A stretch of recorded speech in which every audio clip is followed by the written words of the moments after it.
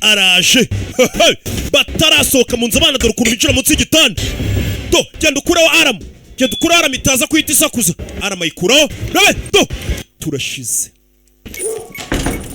arwenje afite imbwa mu ntoki iyi filime je kureba imbwa iri hano.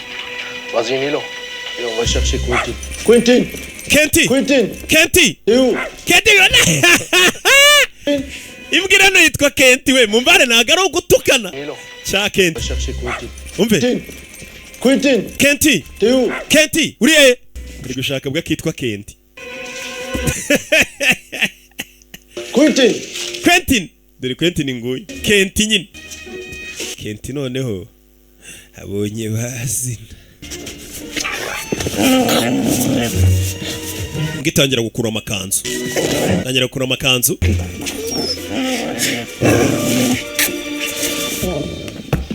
naga gapira Kenti ahita akurikira agapira subira inyuma gato umugabo atababona.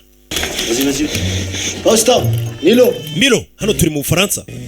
Milo genda wa mukinga. Vas-y venez ici. Milo vas-y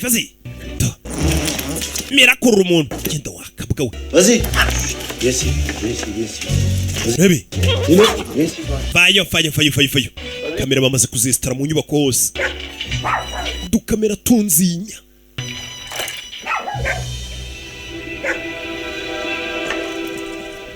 je mu kabati abona ibikweto birimo hano ariko ibi bikweto kumba uhagaze mu nkweto n'uyu yagera yishagarara mu nkweto yari yanarize disi wibuke kagira ubwoba batubwiye ngo ni kakera kagira ubwoba kaba karize kapapye está fuera aragiye maze gucoye itaza arongera ashyiramo yamere kugira ngo mukanya bidasakuza aramuze tajyaho. Pero dónde vas con esas botas mosquetera? Izo bote wambaye wazikuye kagiye gagara muri bote z'abandi. Ok, el tipo ya está en la calle. Podéis salir. Inyubako ya mugamba ze kurenga. Ura no mwasohoka. Baby. Katururi. Bahise baza hano. ¿Podemos hablar? Claro, Twavugana. Prefiero quedarme aquí. soy toda oídos. Te lo iba a decir antes, pero estábamos microfonados. Antes cuando estaba forzando la cerradura de esa casa y me has agarrado el culo. Kare twari turi gufungura ingufuru nkora ku kibuno urankurura. No te lo... Hara warengereye. Ningún mal rollo contigo, no es eso. Nje cyo nshaka nuko umubano wanje nawe Profesional. wagumura wo kazi gusa